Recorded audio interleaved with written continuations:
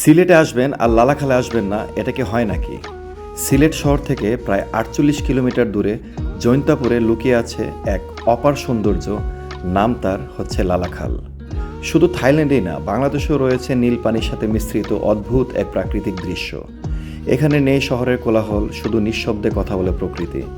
যাদের প্রিয়জনের গলার আওয়াজ একটু বেশি, বাসায় হরহামেশায় ঝগড়া হয়, আপনারা চাইলে আপনার প্রিয়জনকে নিয়ে এখানে আসতে পারেন। প্রাকৃতিক দৃশ্য দেখে অন্তত একটি দিন আপনাদের খুব সুন্দর এবং শান্তিময় কাটবে।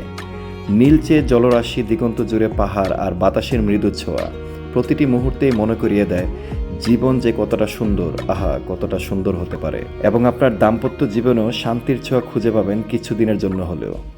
লালাখাল শুধু একটি গন্তব্য নয়, এটা একটি অনুভব, একটা নিঃশ্বাস ফেলার জায়গা। আমরা এসেছি অফ সিজনে, তাহলে জাস্ট চিন্তা করে দেখুন, যখন সিজন হয় তখন এই লালাখাল কত সুন্দর দেখতে লাগবে এবং আপনারা এই প্রাকৃতিক সৌন্দর্যের মাঝে হারিয়ে যাবেন।